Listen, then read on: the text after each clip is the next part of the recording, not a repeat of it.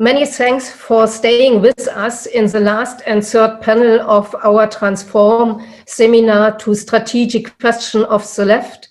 And what we try to discuss is the pandemic as an accelerator of the capitalist development. And we have discussed that the pandemic shows us the limits of the capitalist system, the lack of democracy in the EU and on the national level, the question of emergency state and as a new kind of normality, the question of time of government without parliamentary decision-making. And we see the consequences, the social and the political and the economical consequences of the corona crisis. We see the increasing of inequality of economic power, and we see the necessity of the change of the social ecological transformation. What we discussed in the second panel was, is it a window of the hope or isn't it? Is it possible to change the majority? Is it possible to translate the pandemic crisis in the kind of option to open the window for the powerful left-wing party? And who is addressed for the left-wing policy of our left-wing policy? Who address it? The working class, the precarious people, the part-time people, what we can do in the difficult condition, under the difficult condition of the corona crisis. And what we have to do, and that was a speech in Juan Carlos in the first panel, the political parties have been strong connected with the social movement. And what we need also are broad alliances, political alliances over the left, that means include also the socialist and social democratic parties. We discussed also that the solutions on the national level is not really possible, not for the corona crisis, not for the global challenges in which we are. What we discussed also was in the last second panels, the question of European solidarity. European solidarity, everyone is saying it's nice, it's really nice, but we see also the difficulties for us. We have seen in 2015 the European solidarity concerning Greece. It was a real weak solidarity, and the question is how we can go in solidarity under the pandemic crisis. What we can doing, for example, on the European level, what we can address in this moment, and what is possible to change really, and what are the limits of the left maybe in this time. When we speak about European solidarity, that means that we also try to find European proposals, European projects. And in the past, from my understanding, what is possible for the radical left, it was very difficult to formulate European projects. And the idea of this panel, the intervention points collective initiative for the European left, or for the left in Europe, was also to see what is maybe possible on the national level or on the regional level, what is possible with the potential to translate it in the European powerful strategy. And that was the reason that we invite you and to give us a better understanding in which way we can go forward to make the radical left stronger, to make this more in the direction of concrete intervention.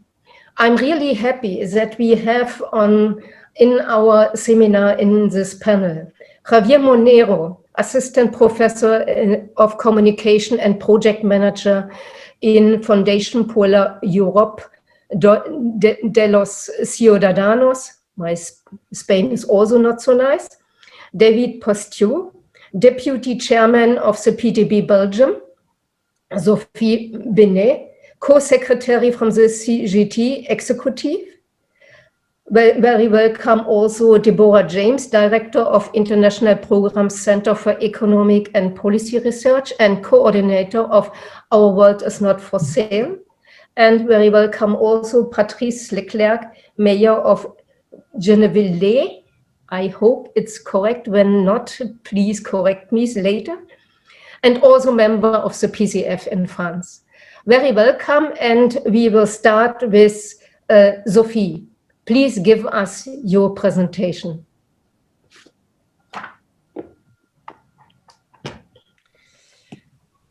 Bonjour à toutes et tous. Good afternoon, everyone. Thank you for the invitation. You asked us to share our survey of UGC-GT that we did during the first lockdown period. That was from April to May 2020. We received 35,000 answers to this survey.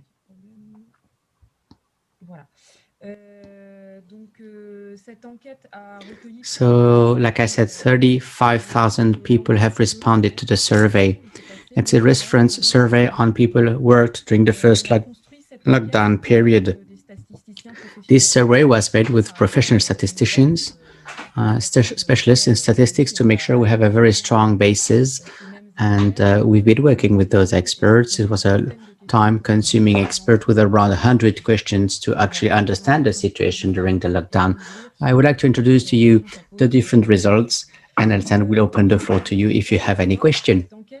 So these results actually tell us that people have experienced a lockdown differently according to their social categories and professional categories. Executives have faced a different situation than employees. 70% of people doing remote work were executives or intermediate professions, and over 60% of the workers who kept working, who were part of the essential functions and jobs, were workers or employees. And the majority of those who ended on part-time unemployment were also wage earners, employees. This survey was made very early because we started dealing with this in mid-April. And this shows that starting in mid-April, the crisis had an impact on the labor market with very concrete consequences for workers.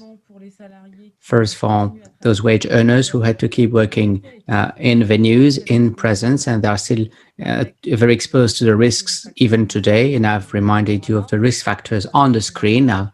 So they have to handle equipment that is potentially contaminated, contact with the public. They work with many different colleagues. They go to places where there have been people COVID positive, public transport, and so on. And very little protection, because 40% of the respondents said they didn't have enough masks. It's not surprising because, as you may know, in France, there was a full big shortage of face masks, and at the beginning, the government told us it was not necessary.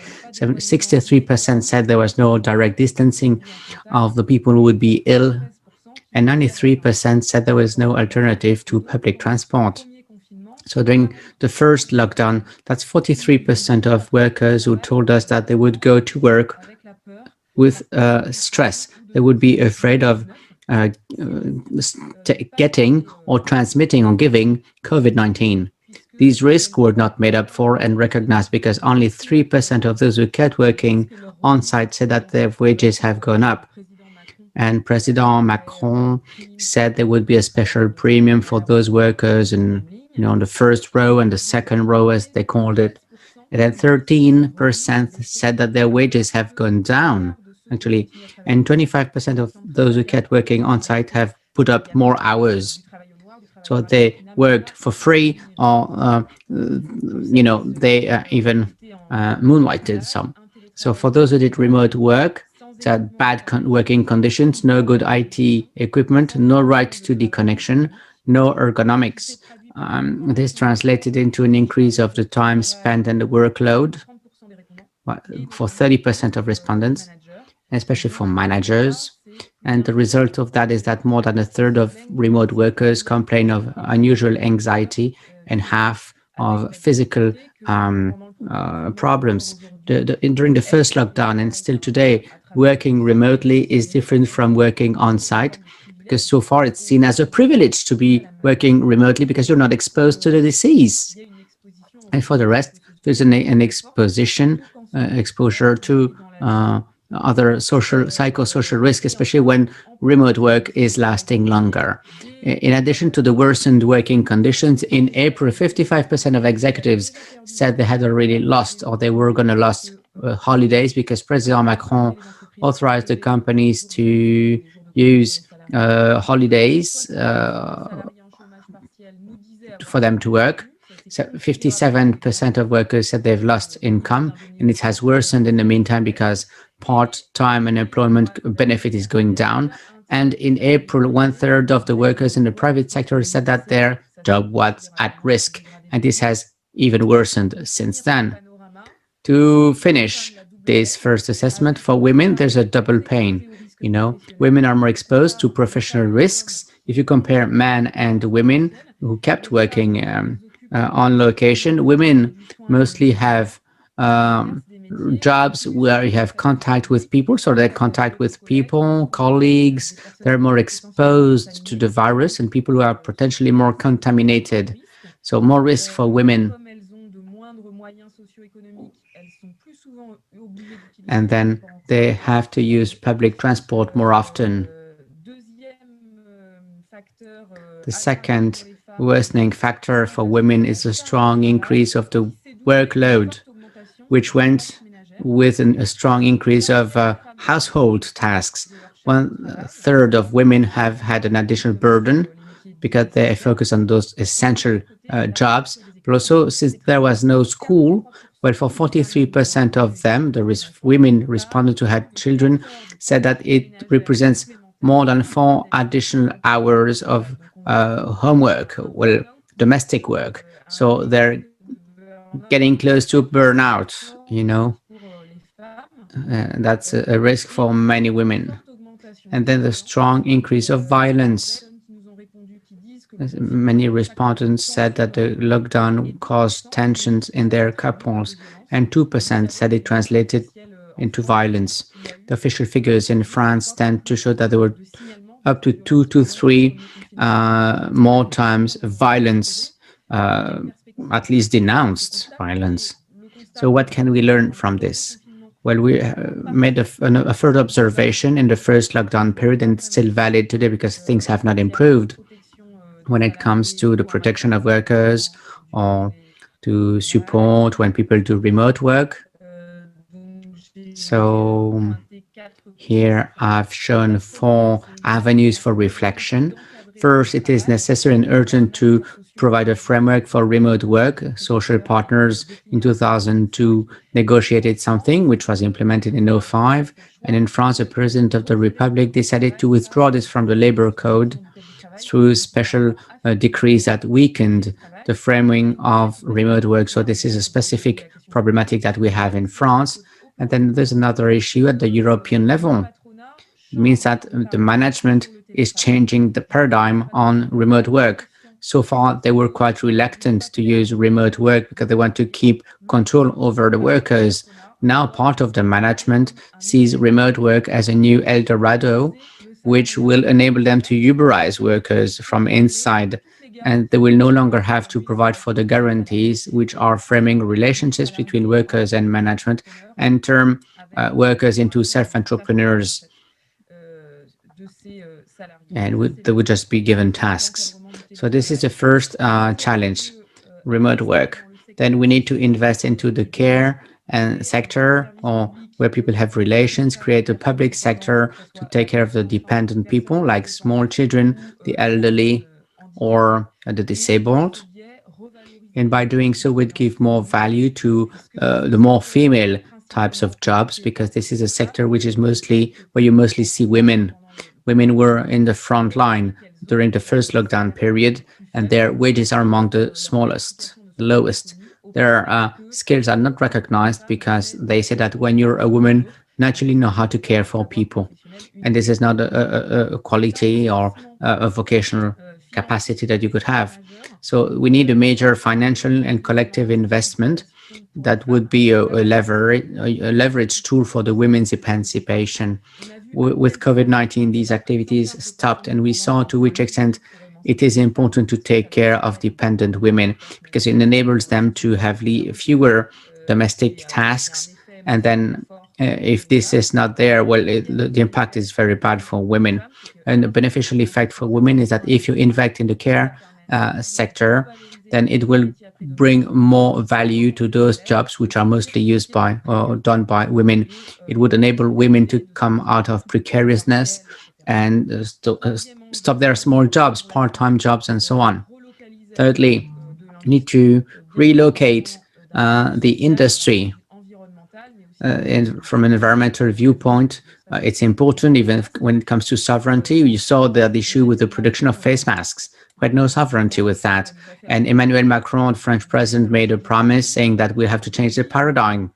But today, we no longer want to relocate to import back the industry. We want to diversify the sources. This is what the management does. Businesses do. They don't want to only depend on China. They want diversity in the producing countries. But their stance has changed. They don't want to repatriate the production as they first said. And fourth point, who's going to pay? Who's going to foot the bill there? Workers are starting footing the bill in France and in Europe. We know that we have to save lives at any cost.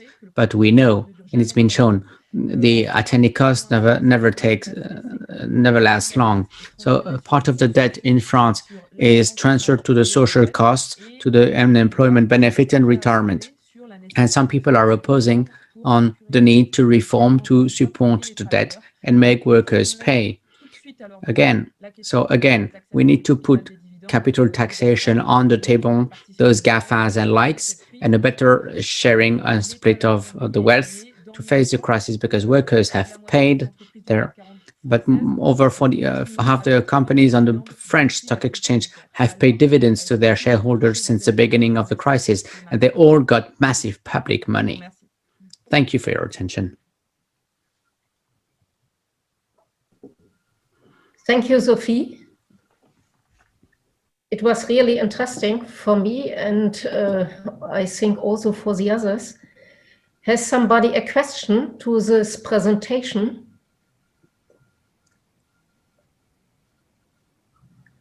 One question from my side. What you described, which influence has it of the strategy for the CGT, and is it possible to translate the strategy also in on the European field? Also, is some question some topics what you mentioned, is it possible to bring it on the European level?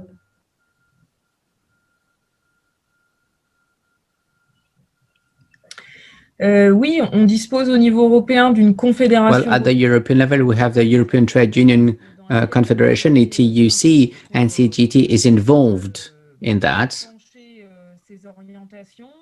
So our purpose is to make sure that we are being heard. ETUC will work on having a directive on minimum wage, and we know the debate on wages in Europe, so it's not a small victory, you know. So we've won this, and ETUC will take a stance because we've pushed a lot, and Germany has changed its stance too, because they've introduced minimum wage in Germany. And then we need to invest in the healthcare sector, the care sector. That's also a stance by ETUC. It's important for the ETUC now. Taxing capital and the way to go, of course, these are items that must be discussed, but I don't have details on that. Now, there's a short thing, and that is that since 2008, people have seen more convergences at ETUC because this shock strategy, we know it. We saw that in 2008. So the trade union organizations have a clearer insight on the situation. They're better able to anticipate on this severe risk of moving backwards.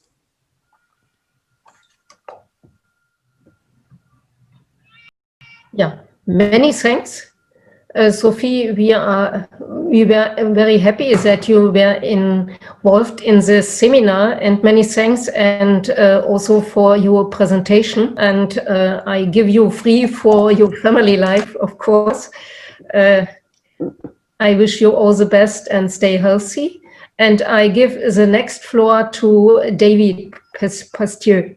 David, we discussed in the last panel the possibilities for the left for the political left to change the situation or to understand and also to change the situation. How is the situation in your country, and what is the strategy of the PDB in this moment?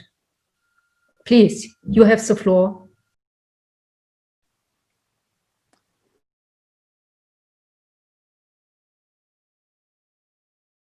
Unfortunately, David's microphone is off. Please off your microphone. Please off your microphone.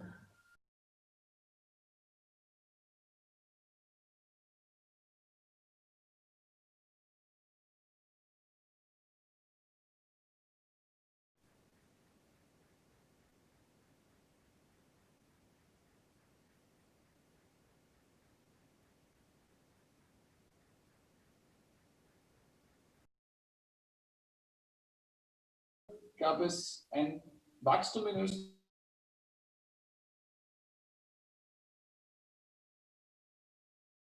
Yes, we hear him. Can you wait of him to say it's fine? Cornelia, can you say it's fine with your fingers to him? Je peux parler? Voilà, ok. Bonjour à tous. Thank you from the interpreters. Excuse me. So thank you for giving me the floor. So in Belgium, the situation is quite similar to what we've experienced in different European countries, which are now hit by the second wave of corona.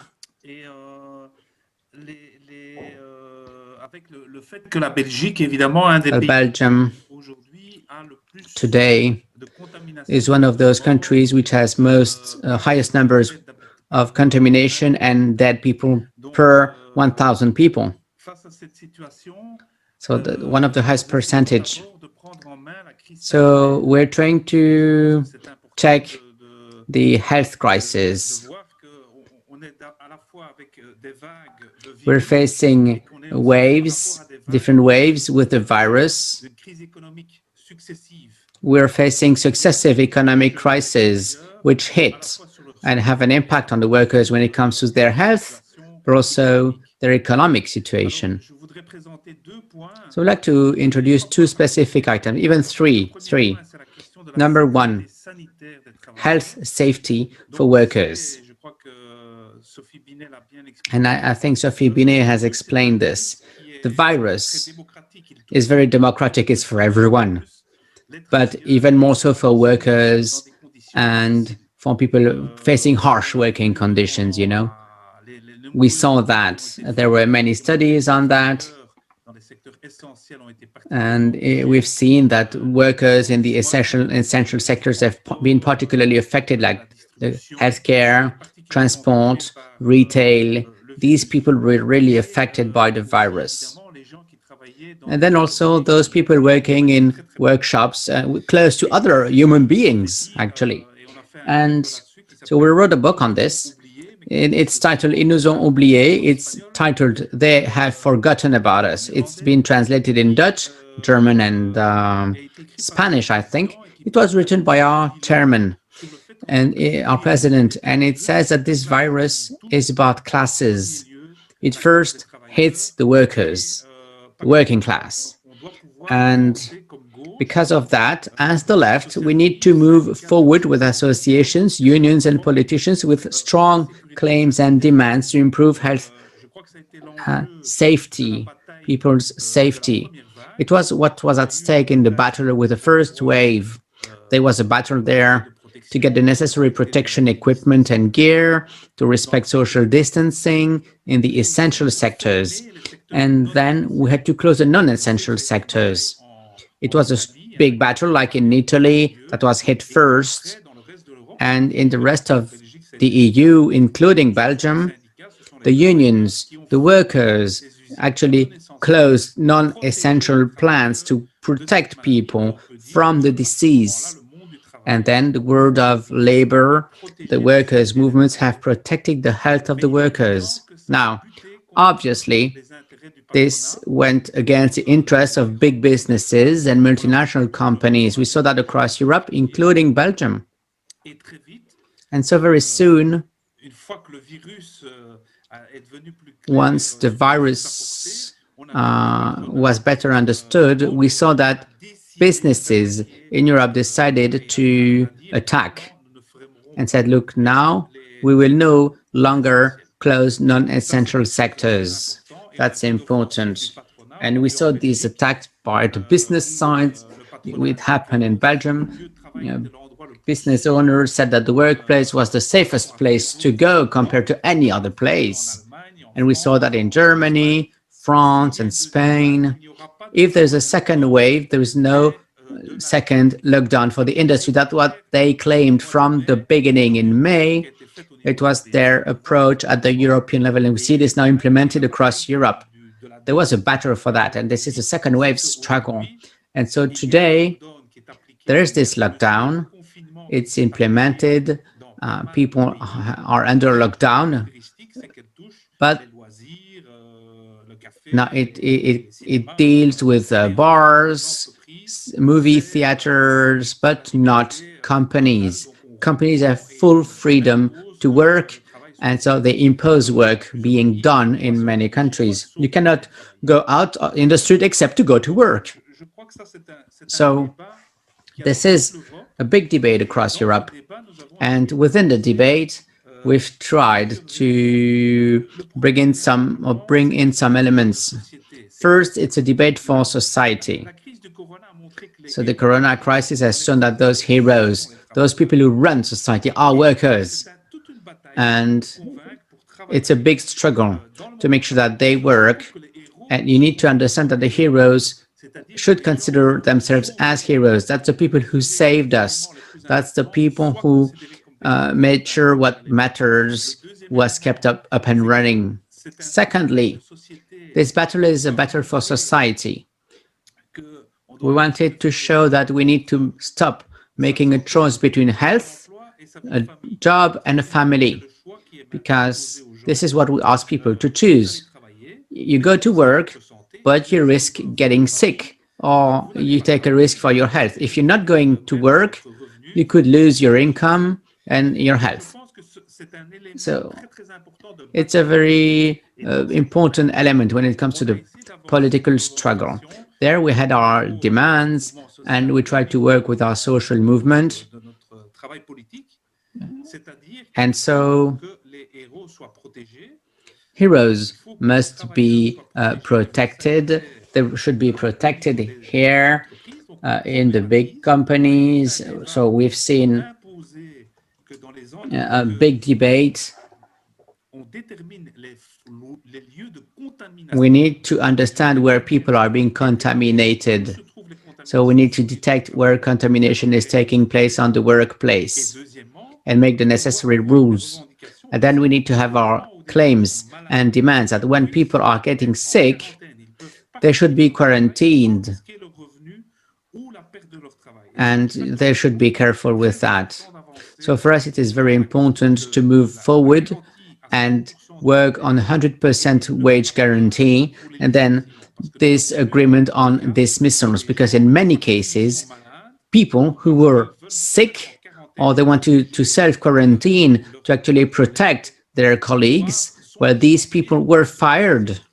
They were dismissed because actually they don't have a full-time job, they have a temporary contract. So they're not going back to work. So for us, the first fight is about providing health security for workers and bringing on strong demands. So we try to make sure that we work with the workers. They need to stick together. They need solidarity, and to face this wave of dismissals that they'll be facing. There will be waves of dismissals in the companies, and these waves will take place until 2021. So health safety is a very important matter. Second factor that really matters to us, but we want to make sure that people work in a healthy environment in the companies, but then we need to work on the solution to end the epidemic. That's a vaccine. So we need to provide protection against the virus. And there again, we're facing an issue because it's a fundamental debate in our society we are having today. R&D, subsidies, and all the money made available to look and find a solution that is a vaccine. This is public money mostly. But the production, the sale of the vaccine will be done by the private sector. So there again, we're facing an issue that we faced many times in the past. So there again, the risk is that we have something which affects everyone. It's a democratic problem, but the solution is privatized because of the multinational companies' interests. We had Pfizer this week. They came up with their vaccine, or their project to provide a vaccine.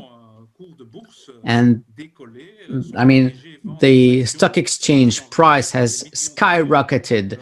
They could sell shares and get millions of euros. So we see that people want to make profit thanks to the pandemic. So if you provide for the health of the workers, you should also provide a health solution for workers, but it should be affordable.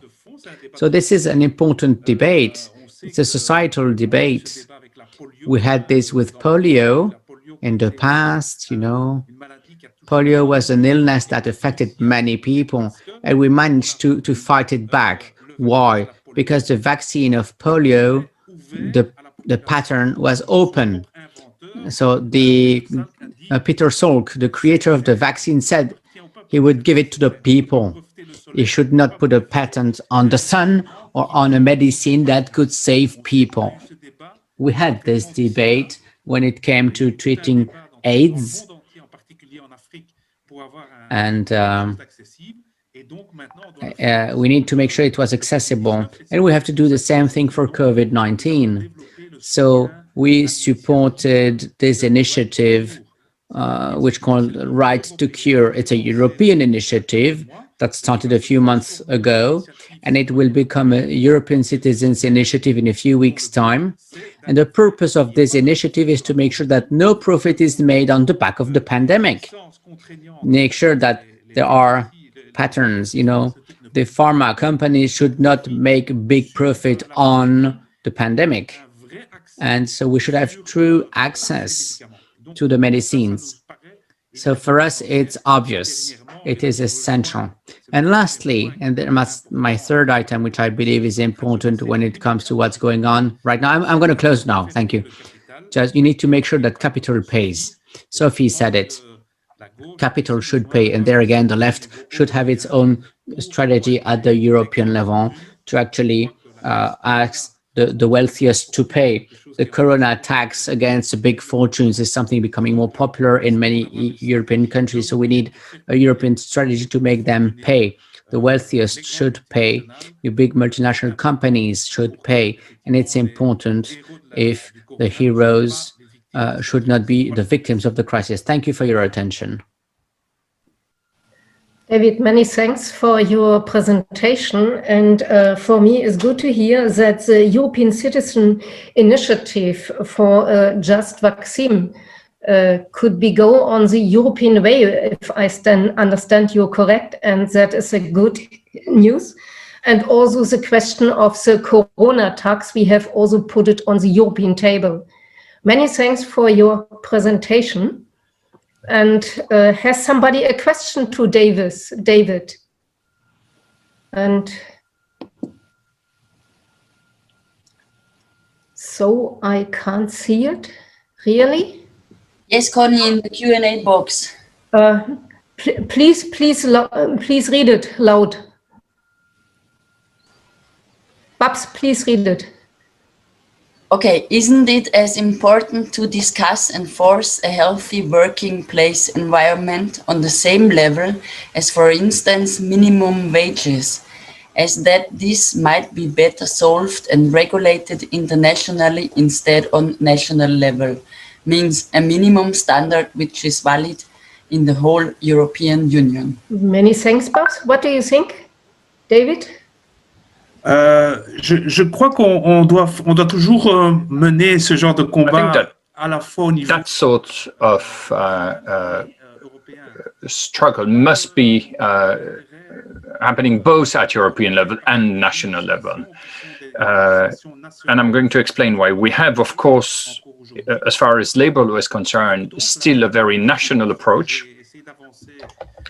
And what I tried to mention earlier, when I spoke about a guaranteed wage paid to workers if they are quarantined, and an impossibility to lay workers off, to make them redundant. I think obviously that makes sense nationally, but it also has a European dimension. So yes, we need, I think, to go long term for a European, a common minimum wage.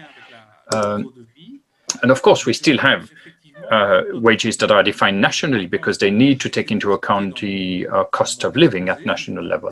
But what I try to explain is that the European employers and the big multinational companies that are working in Europe have a European perspective. They look at tax from a European perspective. They look at the recovery plan with a European perspective, and they envisage their existence with a European perspective. So I think we need to come up with strategies that also have a European dimension or a European focus. What we do here in Belgium is look at the strategy that the Belgian Employers Federation is using and then compare that to what the European Employers Federation is doing. And we see exactly the same policies being proposed with 2 weeks gap between both levels. So yes, we need to work and ensure that something happens both nationally and at European level. I think fighting on the European scene is extremely important, and particularly this vaccine initiative at European level is excessively important. This is something that we must do at European level. We have no chance to achieve anything outside of the European environment. We know that the European Commission has just signed a contract with Pfizer. That contract is totally opaque, non-transparent. We know nothing about what lies behind the contract, the reasons why they signed it, nor the cost of it. So I think we need a European approach to this. And I very much encourage people connected here to join this initiative, right2cure.eu, which will also become a citizens' initiative in the coming weeks. Thank you. David, many thanks for your contribution and also for this answer. I hope you stay with us. And yes. The next one would be Katalin. Katalin, you are in the dark. It's a little bit... Sorry. Hi, Connie. Yes, this is like a kind of experiment. Thank you for the invitation.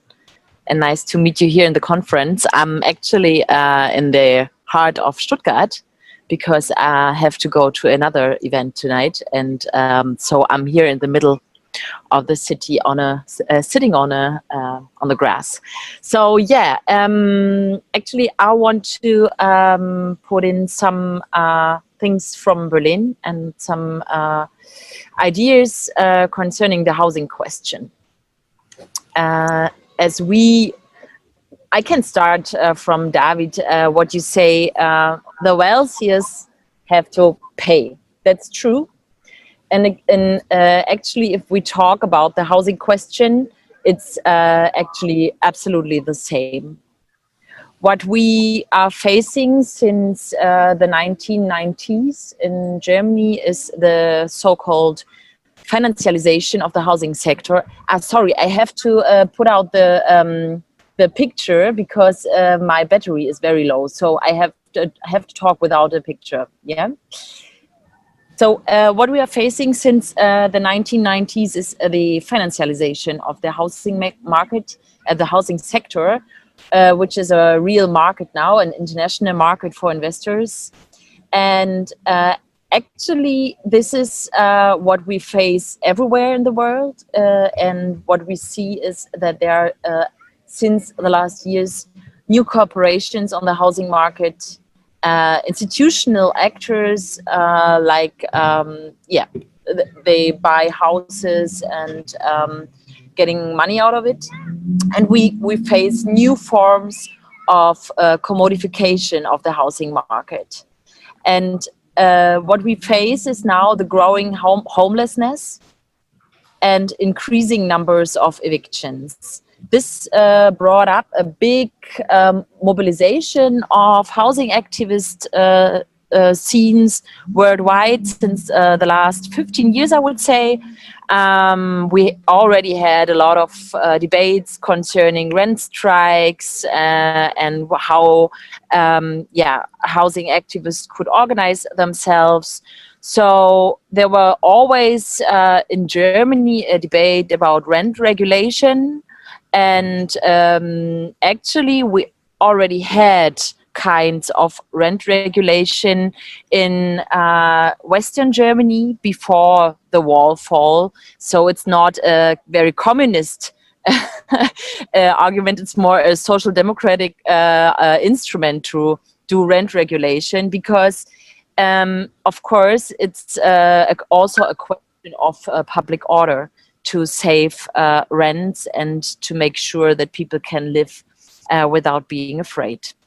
So what we are facing is that cities are now marketplaces for investments, and the so-called sold out city is a result of politics of privatization. And as well in Europe, since the financial crisis in Europe, also the result of austerity. So we as leftists, of course, have to discuss questions of budgeting, of left budgeting and financial fiscal politics, and politics for public goods. So I just want to add two things. They are very important for me. If I talk about the housing question today, I would it's really important for me to talk as well about technological let's say innovation, so-called innovation. We talk about the so-called smart city. In times of digitalization, there's the idea to make cities much more smarter, to digitalize cities. And with this, it comes a new idea of platform urbanization, to see cities more as platforms or as a very technological constructs. But as we know, cities are social places. So more and more technological giants like technological companies like Google, IBM, Cisco are coming to cities as investors for project management, for new districts to develop new districts in the cities. And this is of course a big problem, because we are facing a more and more growing social divide within this new, very digitalized districts and so on. As well, another thing is the Airbnb question that I know is a big story worldwide, but in Europe as well, especially in very touristic parts of Europe. And there as well, we talk about questions of data sovereignty, and the question of why can these digital platforms just overcome the housing market in that way? And just to say this in this round here, this year in the European Commission, von der Leyen is working on the Digital Services Act, and the Green New Deal.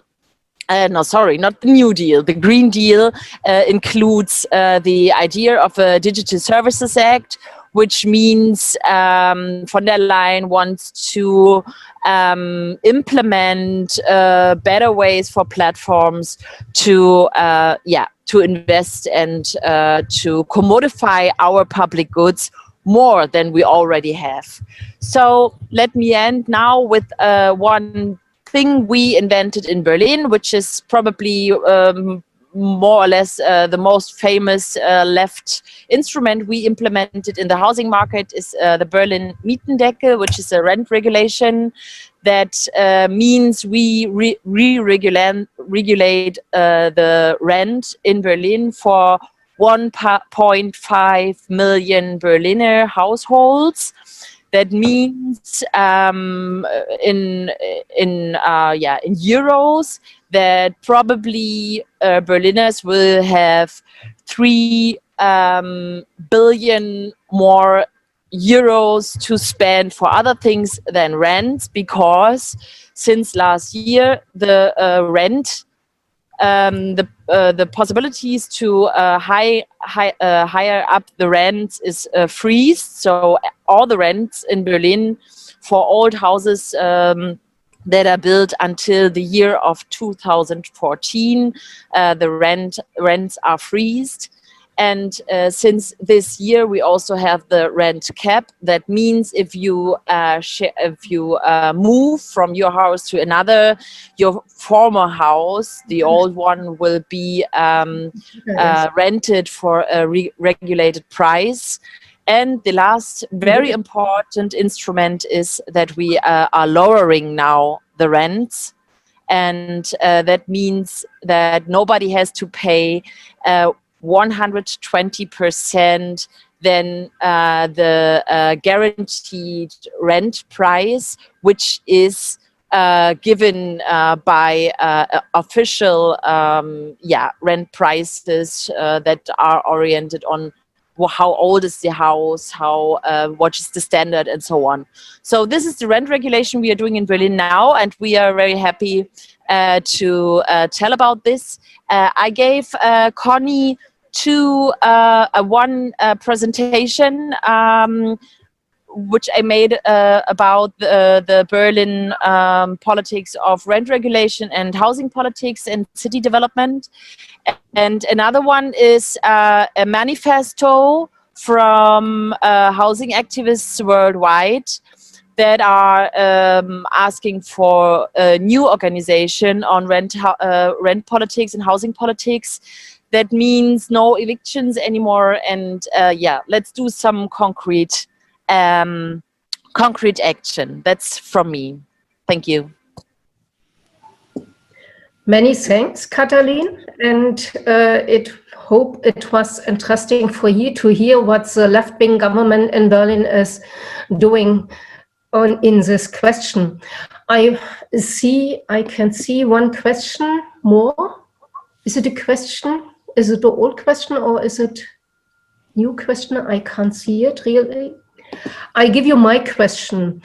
We spoke also about the ownership. Katalin, you know the initiative against the Deutsche Wohnen from the party and with a lot of citizen initiatives from Berlin. Could you explain what does it mean, the fight against Deutsche Wohnen? Could you give us only a short impression about this fight? Yeah, Connie, of course I will. There's a church ringing next to me. I'm sorry for, maybe it's a bit loud, but I try to answer. Actually, there is, in Berlin, we have the direct democratic instruments of referendums that we brought in our last government in 2011. So since that time, we now have more and more referendums in Berlin coming up.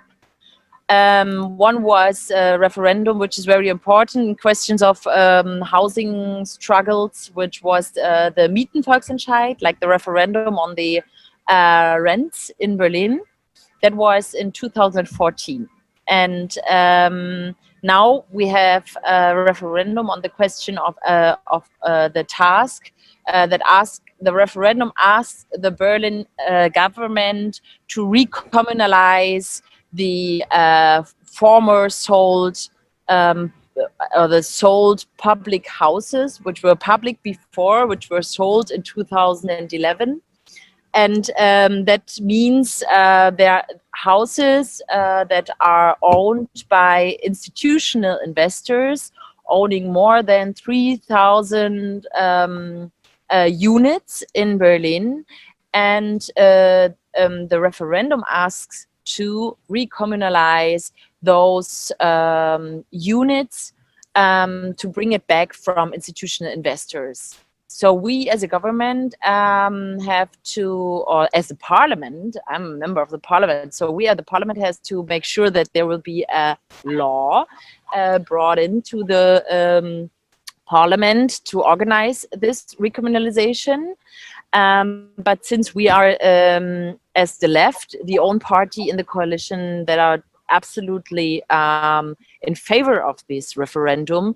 We don't know yet what will happen and how everything will work, but actually that this is a referendum brought up by society. We definitely have to make sure that this will be guaranteed, and we will look for solutions. Now we have already an idea of how to finance the recommunalization. I cannot explain it here, but if you have concrete questions about that, you can definitely ask me per email or so on. I can connect some concrete, very detailed finance questions about the referendum. Thank you. Katalin, many thanks. I have seen Barbara. One question is on the table. Is it so? Isn't it? Yes. Yes. Paul is asking or making also a comment. Since due to the expansion of teleworking, more and more office buildings are left empty by the companies owning them or renting them. These newly freed spaces could be used to create social dwellings, especially in pandemic times. Katalin, is it possible to do so? Yeah, actually, I'm very happy about this question because I think we really have to talk much more, not only about housing. I mean, of course, housing is like really the basic right we have to defend, but we really have to talk about public spaces and more social places, common spaces and democratic spaces, especially in pandemic times when people who have just a little space to live in, they need really spaces and places to go to. So the question of empty houses is already on the table since many years, because we see everywhere lots of empty buildings, but it really needs people in charge who want to bring back these empty houses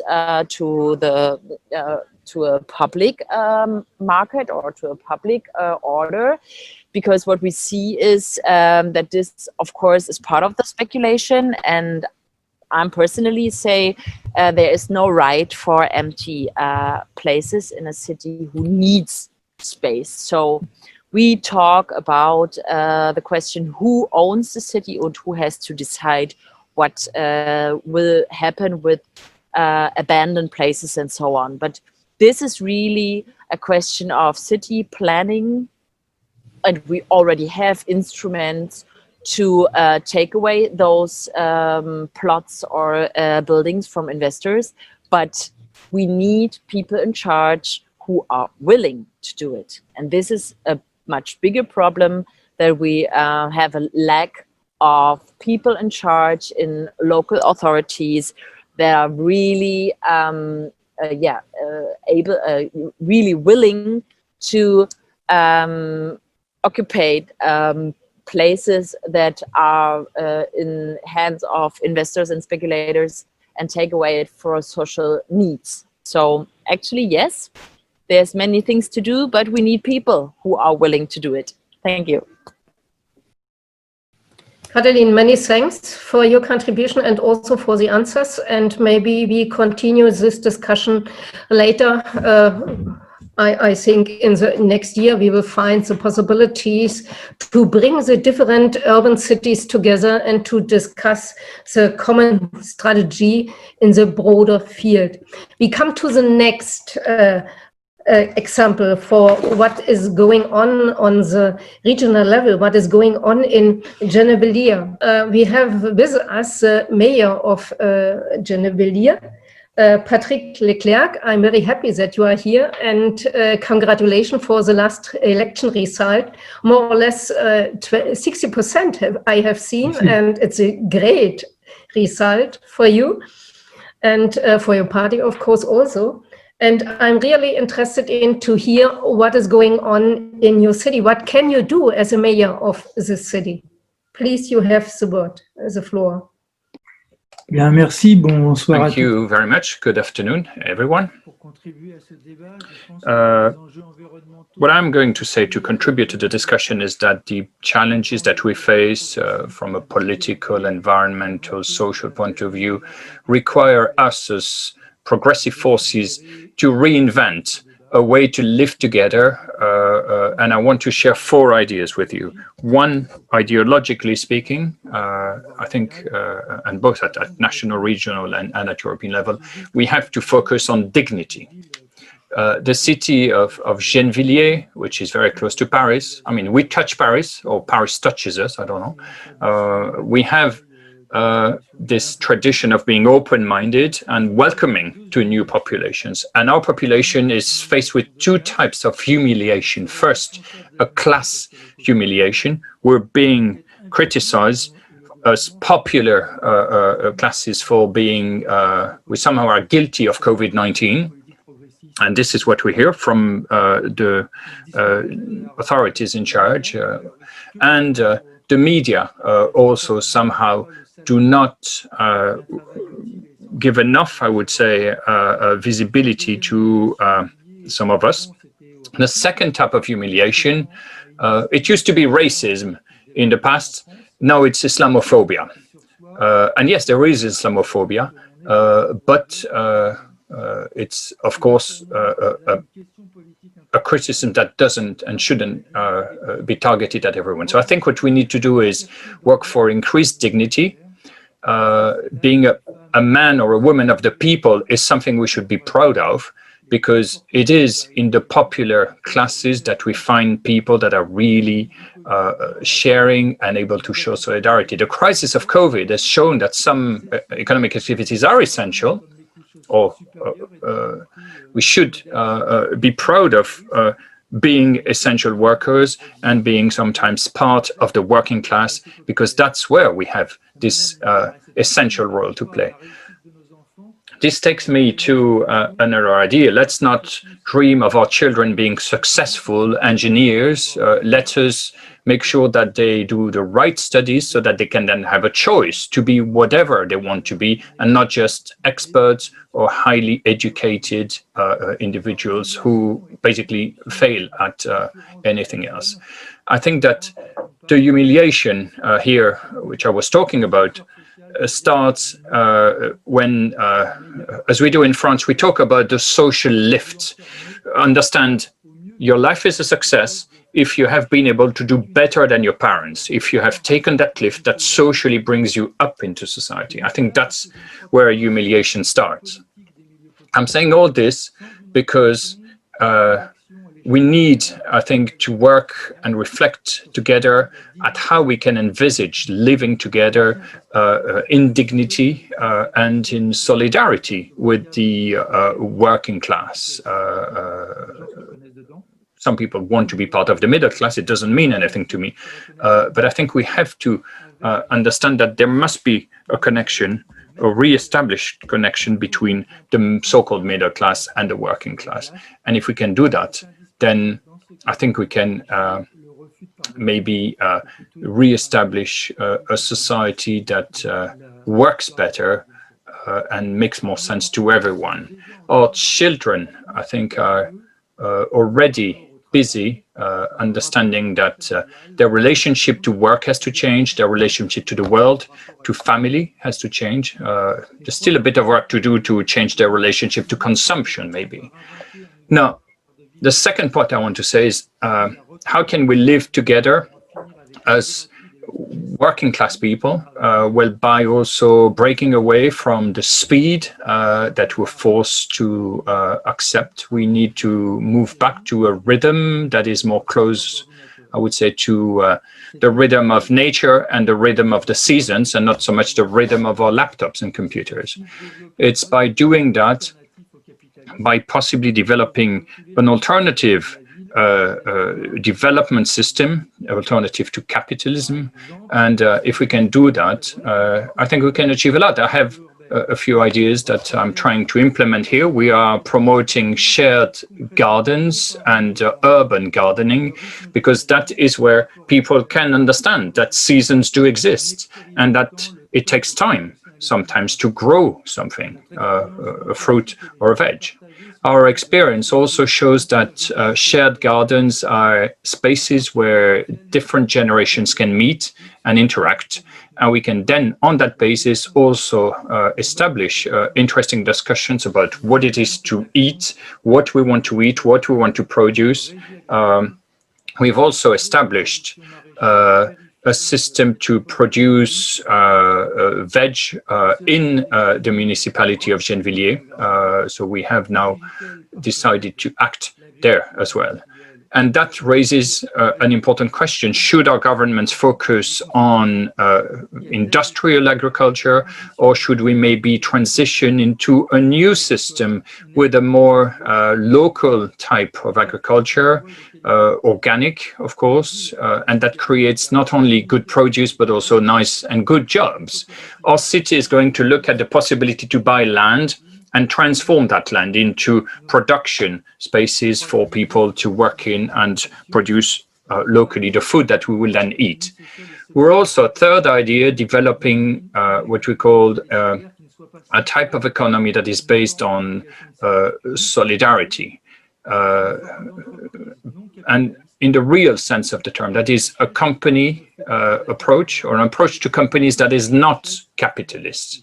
That means a company that produces, but not for the sake of producing and making profit. We want to create a new approach there based on equity. And an example of that, we have an architect, Patrice Bouchard. We're working with him on an interesting project, which is a large warehouse, which is close to a theater, close to shops, and close to housing spaces. That warehouse will be managed by a cooperative. And in that warehouse, which is a sort of open air market, we'll be having different activities. We'll be having local produce sold to local population.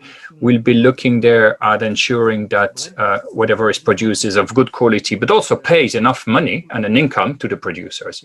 And that is an alternative, I would say, to the usual systems that we have in place here. We want not only to try that out, but we want to do better than the market. We want to create sustainable local food production, as opposed to speculation, as often happens. We also want to do what we called a happy frugality. So being frugal and not wasting what we produce, being able to produce in a way that is good for the general good. And then the fourth idea that I want to share with you, and I share what Katalin was saying about housing there. Our perspective is that we need social housing. Social housing is the door to ensuring the right to life of people. In Paris, there are 450 people who look for a place to live, and 45,000 apartments or houses are available every year. So on average, you have to wait 10 years before you have access to something, which might be obviously extremely expensive. The consequence of that is that lots of people have to leave Paris. If you are getting a divorce, you need to very quickly find a place to live. So you'll obviously have to go extremely far away. That will lead to you having to travel, commute to work, which increases the amount of contamination or leads you to living in extremely bad conditions. In order to fight that, and to fight also gentrification, which also is a problem, the only way out of that is to produce and to build social housing. And we need to fight that, for that, sorry, in France and certainly in Europe. I think the fight for social housing has been lost. And we have to clearly explain, and this is key, that social housing is not just for socially deprived people. It is a way to ensure that everybody has the possibility to live where they want and where they work. In France, 70% of the population is eligible to social housing. And we're not talking about homeless people or deprived people. We're talking about normal people working in the hospitals, working as shop owners, working as employees. 70% of the population in France is technically eligible to having access to social housing. So if we can build more social houses, we will not only meet the demands of those people, we will fight the gentrification of our cities, and we will also have the ability to give people a better life. Now, I understand that what's also key is that when you build houses, well, those jobs are not jobs that can be relocated abroad. We can and we will here establish systems to promote the creation of jobs in the construction sector. And if money can go there, if we can use it instead of feeding speculation, I think we need that money to stay, to be invested locally. This is what we will do in our city. And we will also use social housing to ensure the diversification of our population.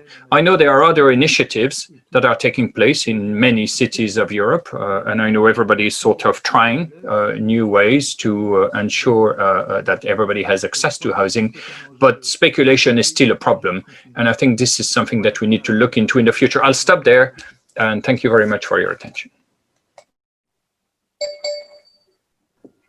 Many thanks, Patrice.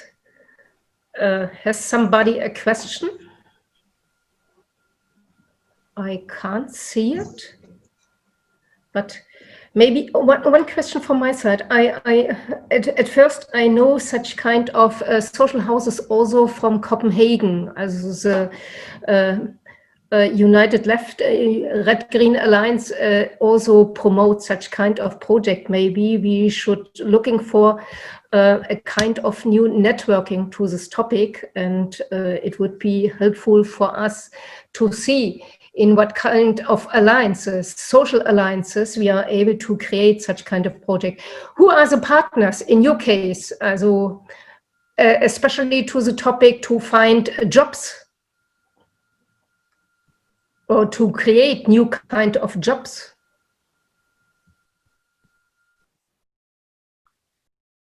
Oui, tout à fait. Il peut y avoir beaucoup d'actions menées à l'échelle européenne. Right, many actions can be taken at the European scale based on our national experience. For the UK, for example, there is an experience on the private ownership and different loans and contracts, things that we can work on with cooperative companies for real estate cooperatives. So people eventually become the owner of the bricks, but not of the land. So it reduces real estate speculation, you know. You can work on long-term leases, for example. And in France, there was a mistake that was made that they sold the social housing. So today, we see that houses have a lower quality and the local municipalities try to buy back. And public housing is something that could be taken into account at the European scale to reduce the cost of housing, to make sure that housing is a place where we provide good quality with bio-sourced materials and raw materials, like in Copenhagen. You can save on energy, you can produce better. At the same time, you can produce locally and develop locally, because housing is not something you can outsource. So you need people there, you need people to build. So maybe cooperative companies, why not, to actually come out of this capitalistic approach.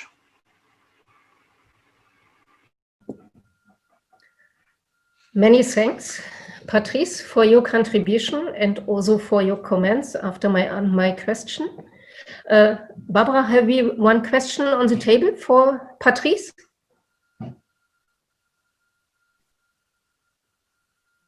No, I can't see. Yes, sorry. Manuela is asking a question. Okay. Is the population in favor of remunicipalization of privatized housing? And Roberto has a question. What are the Socialists and the Greens' position in France and in Berlin on the housing policies? Is it possible to promote in the European Parliament some common action? So maybe Katalin, if you could hear this question, I can give you the possibility also to answer. And Patrick, you can start at first. Merci. Sur les populations, est-ce qu'elles sont prêtes à racheter, sont d'accord avec notre position?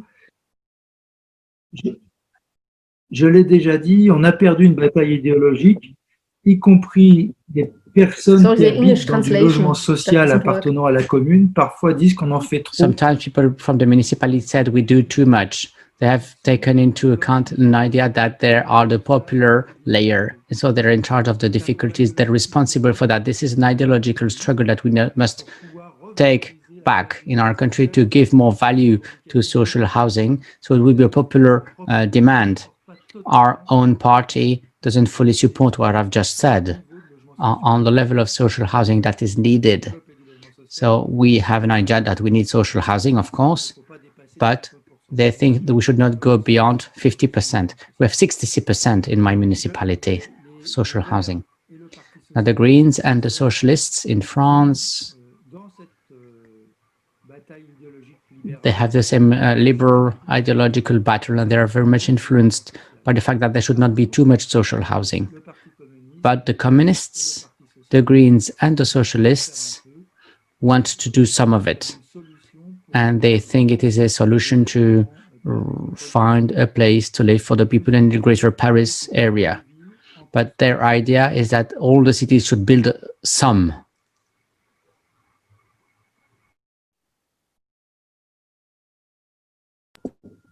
Many thanks. Katalin, could you answer also? Yeah.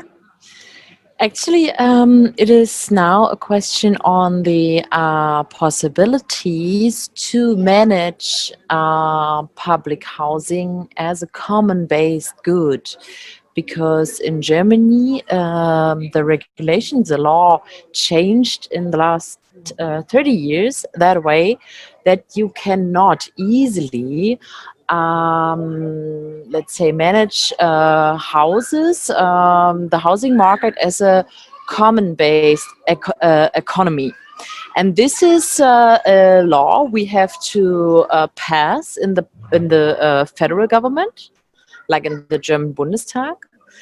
And actually, the Greens are with us in this question of the new common-based regulation of the housing market. But the Social Democrats are not very clear in this question. So if it comes to the European level, there was a very interesting idea of a Green member of the European Parliament. I will remember her name. She made a proposal for initiative to a social housing initiative on the European level. And I would be very happy if we can stipulate on this idea to bring together all the alternative actors and people in favor for the question of social housing and re-regulation, common-based re-regulation of the housing market would be very, very good. So yeah, let's do it. Many thanks, Katalin. One short question to you, Patrice. Barbara, could you? Yes. Paul is asking, in Gennevilliers commune, do you impose heavy taxation on owners who speculate with ground where nothing is built, and who speculate with existing houses left empty on purpose.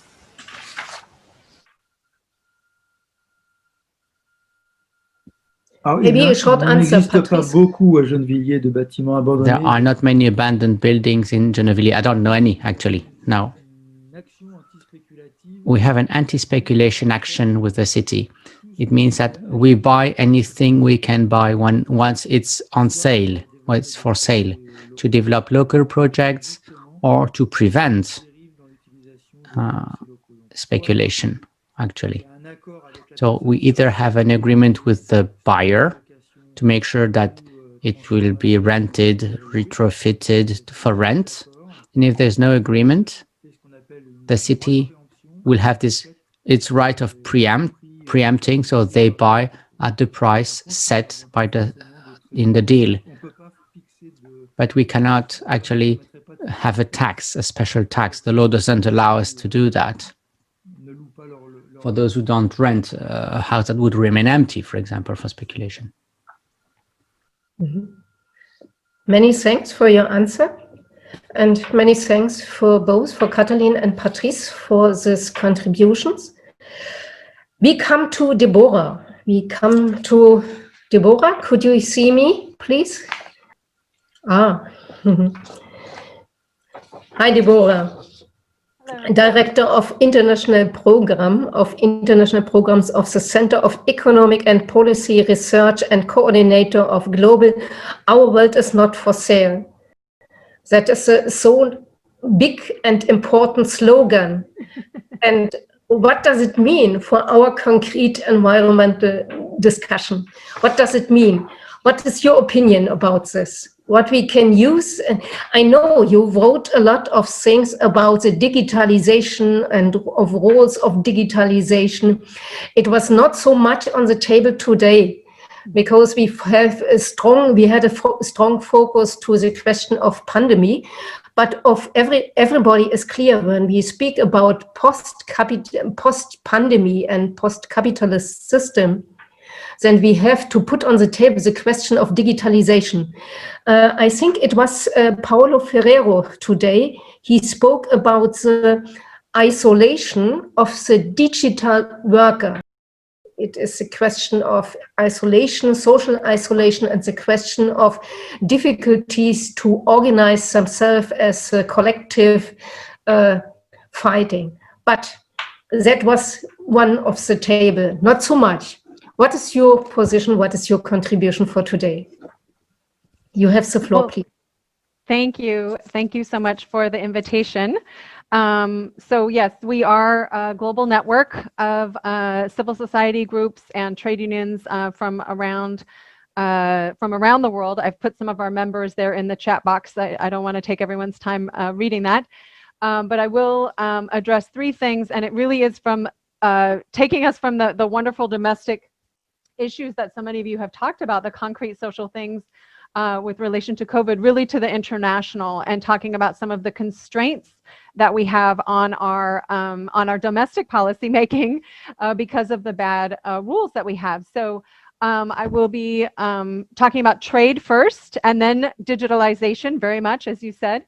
And then also just one final thing on the global response to COVID, particularly for developing countries. And I'm going to be putting a lot of links in the chat box.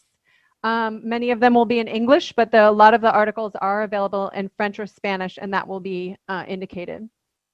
So on trade, you know, I think we all probably agree here that we are giving too big of a role in our societies to corporations, to the private sector.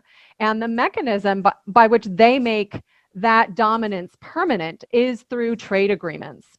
And so what COVID has done is it's exposed that this sort of just-in-time, subcontracted, neoliberal global trade system is not working. And I'll give you a very concrete example.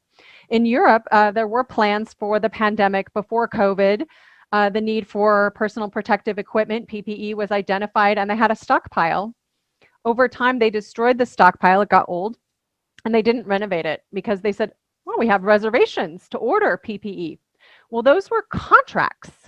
to buy the PPE overseas. They didn't actually have enough of a stockpile. And in the context of the pandemic, this was not enough because the contracts didn't materialize.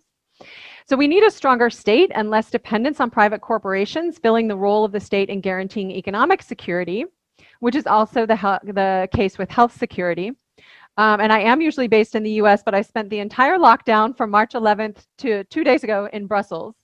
And I'm sure you all agree that it should not be the case that European social welfare states with national health systems have infection and death rates similar to the United States.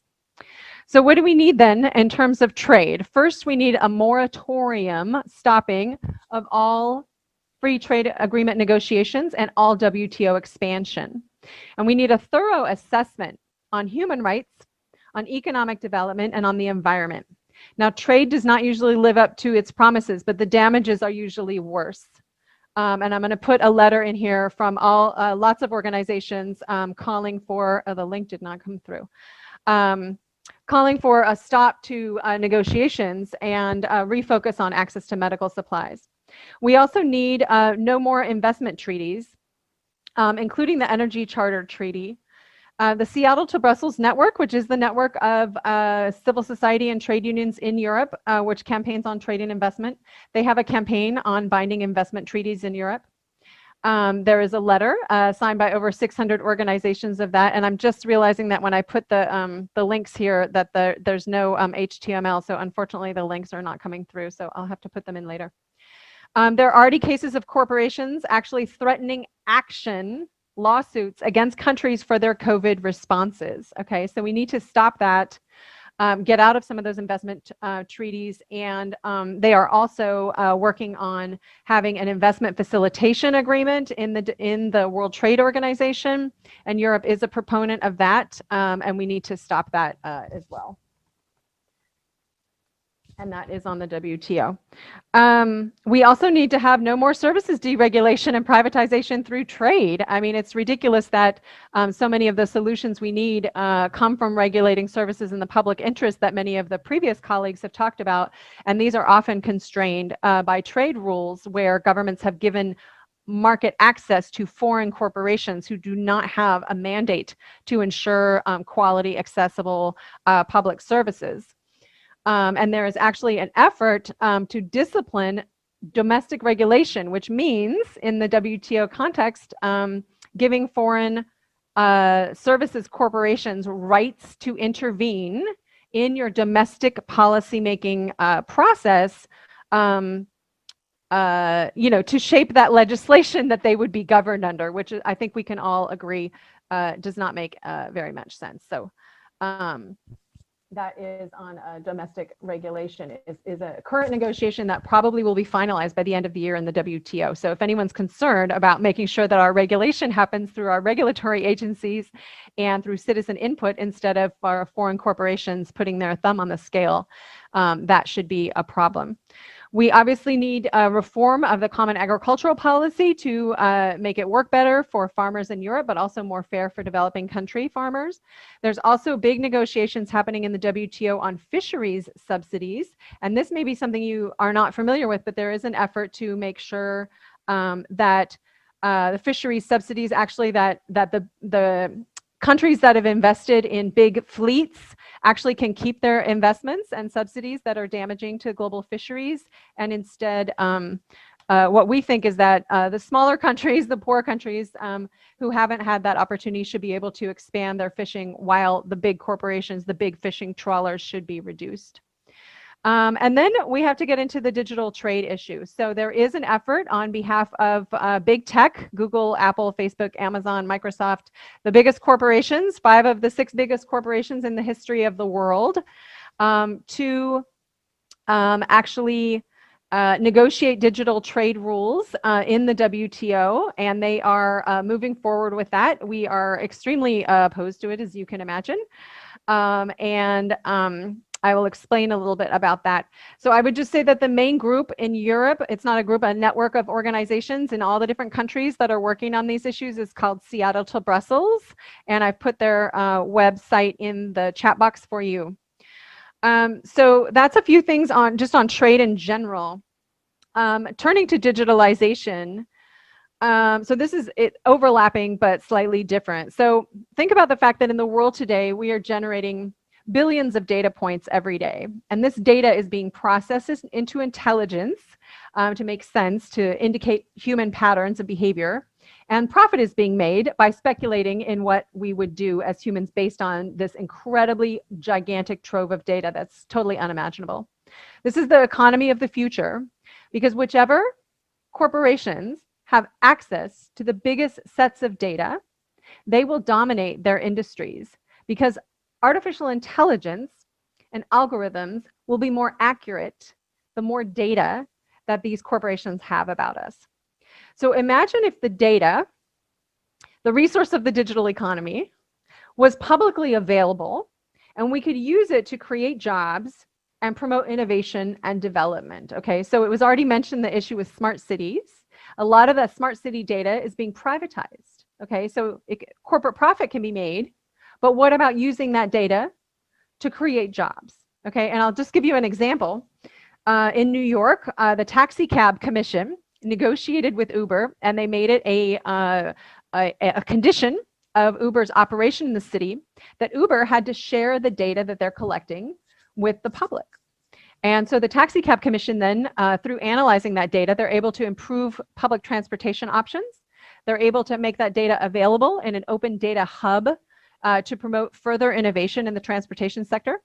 And they were able to see that Uber was undermining the state's minimum wage, the city's minimum wage laws, and they then passed laws to ensure that Uber drivers actually had a minimum wage, which they were not being paid before. So this is just one example. It's very well known, this issue in Europe. I think Barcelona is considered the most well-advanced city on many of these things. There are many more examples in Europe than there are in the United States. But it comes down to this issue of digital industrialization, of increasing the digital content across sectors, investing in human resources, but also technology hubs, infrastructure, etc. But what you need to do this, to create those jobs, is access to the data. And right now, the collector, the harvester of the data, is claiming that all the property rights over the data are theirs, and that the producer of the data, or the worker who transforms the data into intelligence, has no rights. Okay, so we need to change that. Obviously, the EU's Digital Services Act has implications. The privacy issue that Europe is very advanced in is a wonderful advantage for you all. But we need to go beyond just guaranteeing individual privacy. We need to talk about the economic value that is being created from digitalization. Because the UN Conference on Trade and Development has shown that there are only 2 countries that are really moving ahead in terms of gaining the economic value from this digitalization. And you know which ones they are. That's the United States, and that's China. And all the developing world, except for China, and even Europe, are actually falling behind in terms of creating economic value. So what we need for that is access to the data. And we also need stronger competition policy. Again, the EU is quite ahead on this. But you know, we from the left should be thinking more about creating stronger competition policies. It's something where, you know, the German Competition Commission, for example, is quite ahead. But that is something where we want to see much more advancement. So the issue is the common good. Imagine being able to collect data enough to solve COVID, to address our health concerns, to address the social housing issues, improving transportation, education, etc. Digital public goods. And there is a big study on economic rights in a database society, which I have the link up for here. So I'm just going to put that. I'm getting towards the end here. So the other issue there, so you need to have 2 things. You need to have digital industrialization, the job creation, and you need to have data as a public good. And to do that, you need to have access to the data, okay?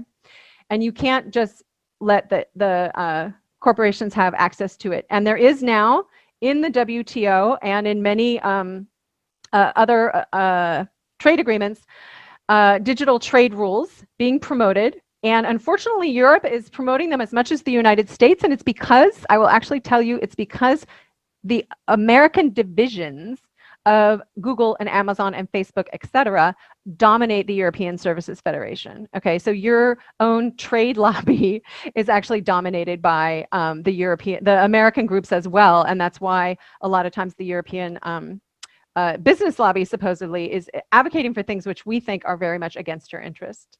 So that is on digitalization. The very last thing I will mention in closing is just that there is, it's really important right now that if we care about the billions of people who are affected around the world by the negative impacts economically that have been created by the COVID crisis, the thing that we can really do that will be the most helpful for developing countries is to ensure that the International Monetary Fund makes a bigger allocation of what's called special drawing rights. And that will allow developing countries to get access to economic resources in terms of being able to create their own solutions and not being dependent on aid or financing from exterior. And so that is something where the US is currently blocking it, and we hope that under the new administration that the US will stop blocking that, but we can always use more effort from Europeans in making sure that we have a special drawing rights allocation in the International Monetary Fund, and I put a link there for more information. Thank you. Many thanks, Deborah. It was a rush hour for us, a lot of proposals for us to rethink this topic of digitalization. I can't see a question, but I want to give you one question from my side. Is it useful? I have heard, and we have heard some words about the independent or about the sovereignty, digital sovereignty of the European Union. Mm-hmm. Could you imagine that it is useful to formulate a left-wing idea of the European independent or European sovereignty to the question of digitalization? Is it useful to put the power in this question? Absolutely. I mean, I think this is the issue is, you know, if you think about a European sovereignty on digital, is that going to mean sovereignty for a few US European corporations, or is that going to mean, you know, sovereignty for honestly, the American division, the European division of some of those American corporations that are operating in Europe? I mean, I think, you know, when you talk about something like a European cloud and getting access to that, storing that data domestically, you know, you are talking about job creation in Europe. You are talking about having those resources, you know, the cloud available domestically, regionally, where European stronger regulations can apply instead of, you know, giving all this data to a data haven, basically where, you know, Amazon is going to put that data in the least regulated place. Just when we think of a tax haven, it's kind of the same thing. And you can have it where European law would apply. But it does need to be thought of with a view towards the socialization of the gains, towards making sure that digitalization can benefit the people who have not gained. And, you know, it's really interesting that so many of the technological advances of the last several decades, the benefits of those technological advances have accrued disproportionately to those at the very top. And we know that that's why inequality has grown. And so if we're going to have digitalization that actually benefits society as a whole, we need to make sure that we have a commitment to values such as universal employment, such as stronger labor rights on the job, access to collective bargaining. For example, in the Digital Services Act, there is a demand from the trade unions to that anything that comes from government procurement, public purchasing, should have the workers, the companies should have access to sectoral collective bargaining rights. And that sort of makes a lot of sense. Why are you going to spend European tax dollars and then not have it benefit European workers and make sure that those workers have basic labor rights? So I do think that there's a lot of room for us to think about what is a more social, more left approach to that sovereignty, so that when we understand it as a national concept, we're understanding that we're bringing everybody to the table and not just benefiting, you know, the elites of our own societies.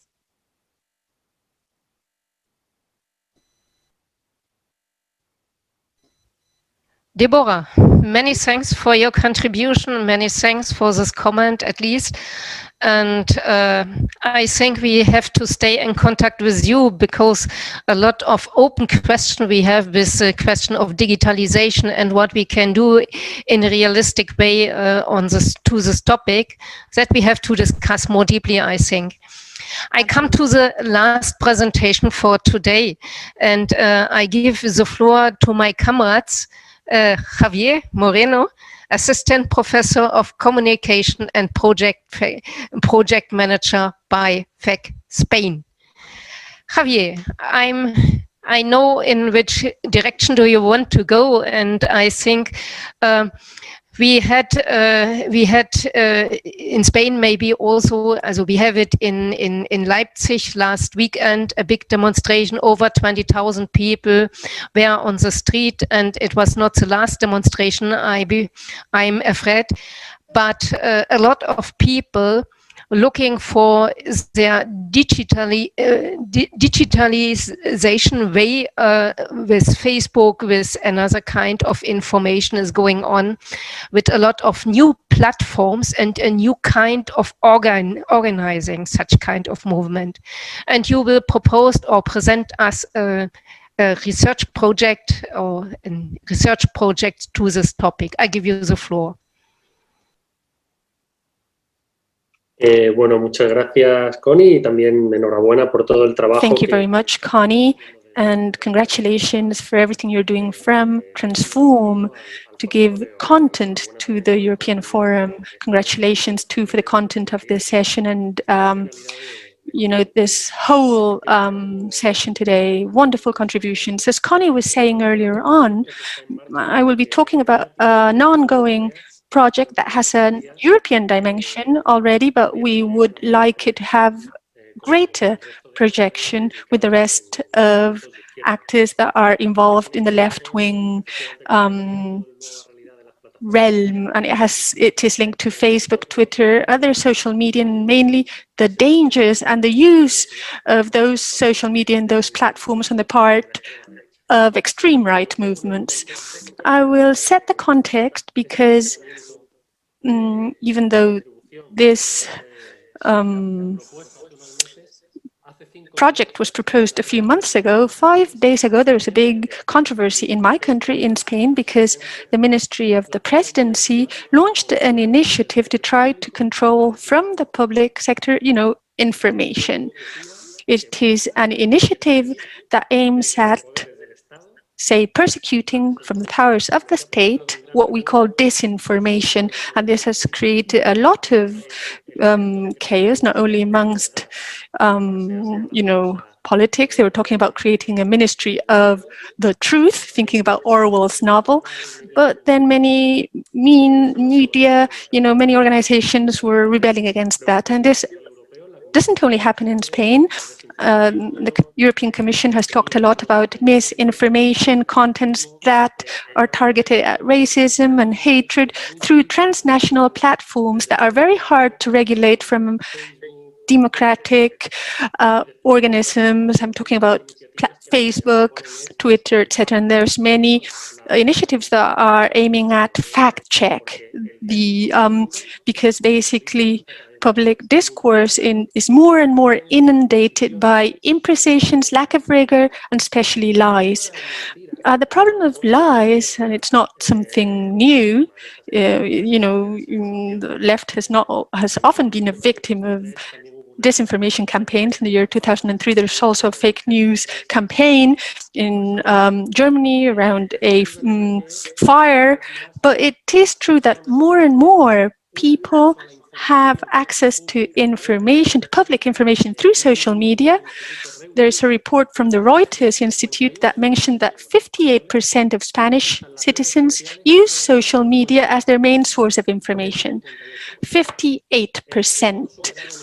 This is only overcome in Europe by Portugal with 62%. However, in Germany, I think it's 29%, but in Austria, it's 45%. In France, it's 38%. These people use the social media as their main source of information. And then I'll continue with the case of Spain. In Spain, only 14% of people can identify fake news without a doubt. Only 14% of Spanish people can. It's a public concern, it's a public problem, and it's a generational problem too, because 14% is the average. But if we think of people over 55 years old, over 90%, according to the data, cannot distinguish fake news from real news in social media. Consequently, we have a problem that is public and it's political. During this pandemics, we have intensified the use of social media. We are all aware of the increase of the consumption of technology and data. But there's also been an intensification of disinformation and fake news campaigns, not only focused on the health crisis or COVID in general, the Chinese origin, the various causes, but also trying to or targeting the most vulnerable sectors in society, the migrants, the poor, those who didn't have right living conditions. In this sense, this COVID crisis has been taken advantage of, in our opinion. It has been considered an opportunity to launch a cultural and political battle from right parties that have an alternative agenda, not only to operate politically, but also socially and culturally in a battle for public opinion. One of the issues that are often discussed in Transform about extreme right is their interest on cultural battles and the development of cultural battles. The battle linked to language is one of them. The more scandal, the more polarization there is, the more striking an issue is, and the more visibility there is. The objective is polarization, creating controversy and contradiction. It is a different way of understanding political language. Insults, lack of respect, what was considered politically correct is no longer interesting. There is no limit in the use of language to throw a series of messages. And they are cultural battles that aim at disputing common sense, what Gramsci considered the epoch's common sense. They want to shape a practical daily reality, and they want intolerant positions to be considered natural positions, positions that are common sense positions. The novelty of these misinformation campaigns is that there's a big gap between cultural industries, the use of technologies, and the campaigns. We have WhatsApp, we have Facebook, we have TikTok, we have Twitch. In Spain, the extreme right is at the vanguard of social media amongst the young. There were no other, in the past, when no other parties had accounts in Twitch or TikTok, the extreme right has a lot of young people who are getting organized through campaigns, hatred campaigns in TikTok and these media. So, and let's focus on the specifics and focus on what affects Transform. The left wing in Spain is being organized in a transnational manner. They have networks, they have training schools, they have think tanks. We saw the tour of Bannon with Le Pen. He even reached Spain. And in these agendas, the use of new technologies and disinformation occupies part of their actions, and it occupies part of their thoughts. Furthermore, they have learned from the destabilization campaigns, not only led by the United States, but also those we have been witness of in Latin America, the soft coups that are basically coups that are not traditional in the sense that there is a military disembarkment, but it's through legal and media strategies that progressive forces are being taken out of power, and they are destabilization strategies that are being applied in Europe now. In Spain, we are seeing the application of strategies that have been successful in Latin America to create instability in a coalition government where the left wing has spaces of power. So before this scenario, the left, which is also the target of these disinformation campaigns, needs to launch a common strategy at a European level, not only to identify, but also to combat hatred speech and the strategies of destabilization at a political level. And from this point of view, and I will finish with this, I would refer to four main axes that we need to work on. First of all, we need to do a diagnosis of the main actors and campaigns, as well as its contents, operating in a coordinated manner in the European Union, because they are very organized by the extreme right. Secondly, we would need to do an analysis of the techniques, the platforms, and the tools used to launch fake news and other disinformation strategies. How does technology work, basically? Other colleagues in the table have talked about digital sovereignty, they have talked about big data, etc. We need to know how the whole system works so that we can know how Box's army, say in Twitter, work. You know, they have replicated lots of fake accounts to be able to modify opinion. Thirdly, we need to be able to put alternative strategies on the table to combat hate campaigns. There is an experience led by our colleagues in Poland that is really interesting around websites with educational materials and also the denounce of disinformation campaigns. I think it's important to overcome language barriers and put all those educational websites, all those diagnosis experiences and all those actions on the table. And finally, it is not only a political action that I'm referring to. In Spain, politics and policy is the same word. We need to work in the realm of politics and also in the realm of policies. We need to be able to identify but also regulate from the state something that cannot be left on the hands of the market.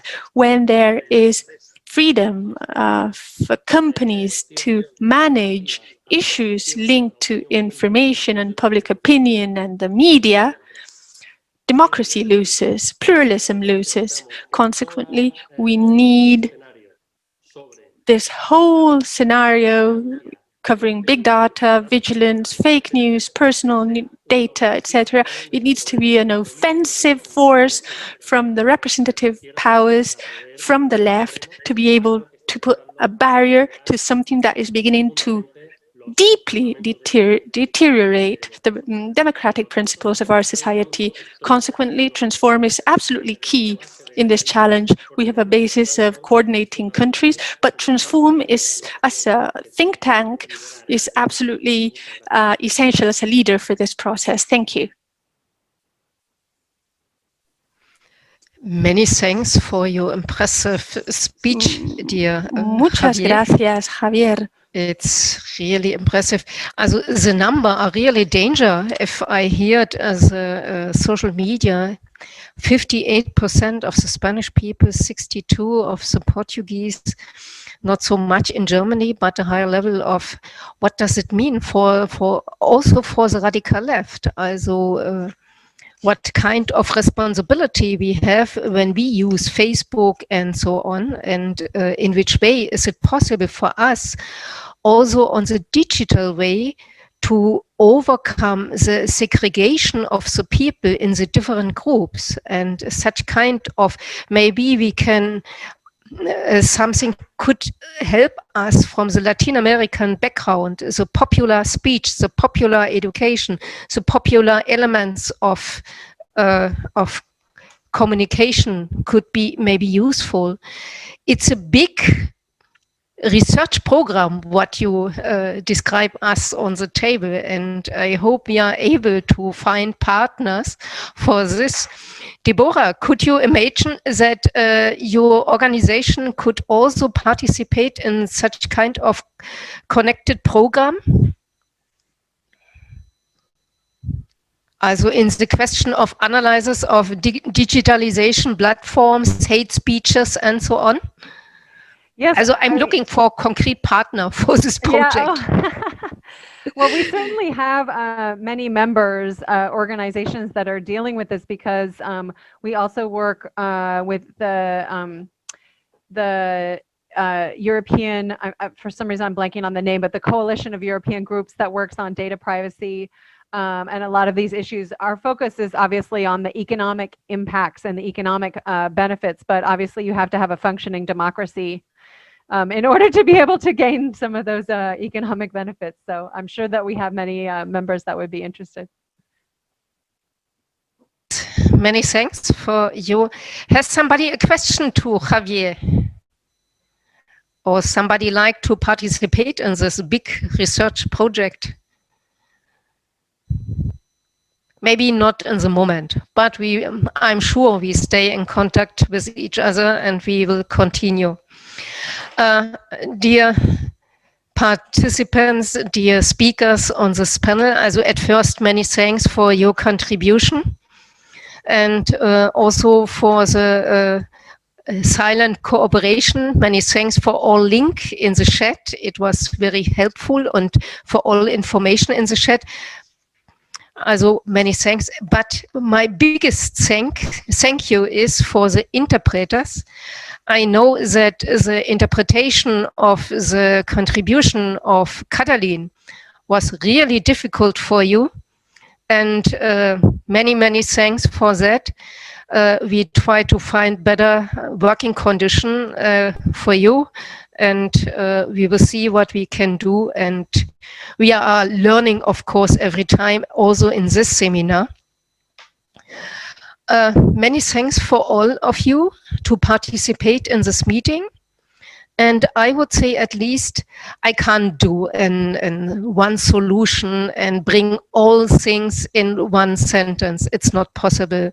I have also to see in which way we have to rethink ourselves, to rethink our strategy, and to continue our ways more precisely, and to looking for deeper analysis. Javier explained it for the concrete topic of hate speech. I think what we have to learn more, also we have to learn from our success, of course.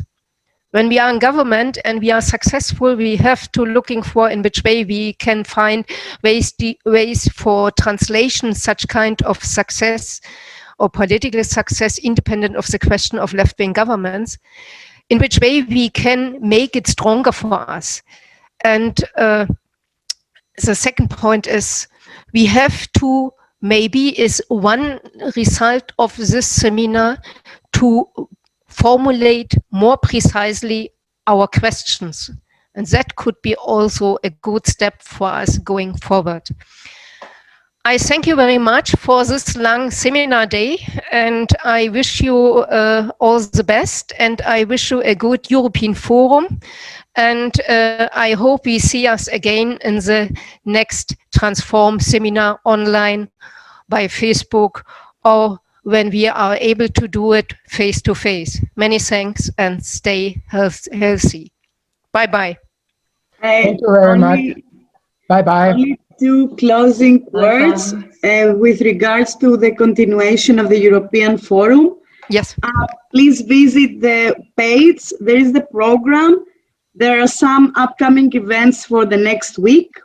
So on the 17th of November from 5 to 7, there is a thematic forum, International Trade Between Climate Change and the Pandemic, with solutions facing free trade and with safeguards in a digital world. Also in interpretation in French, English, Spanish, Russian, and Greek. On the 18th of November, there is a seminar organized by the parliamentary group of the left in the European Parliament, under the title Multi-Annual Financial Framework and the Next Generation European Union, Social, Green and Digital Challenges. There is interpretation in French, English and Greek. On the 19th of November, from 6 to 8, there is another thematic forum regarding global warming, what priorities for a fair and inclusive ecological transition. And we have interpretation in French, English, Spanish, Russian, and Greek. And on the 20th of November, so on Friday, Transform again organizes a workshop in the framework of the dialogue project called Christian Marxist Dialogue on Achieving Ecological Ecumenism. So visit the page and register for the upcoming events. Thank you all for being here. And I want also to thank my colleagues who were not visible, but they did an incredible job. Barbara Steiner, Tatiana Moutinho, and Katerina Anastasiou, they were taking care of the chat box here and also the live stream on Facebook and the comments on Facebook. Thank you so much.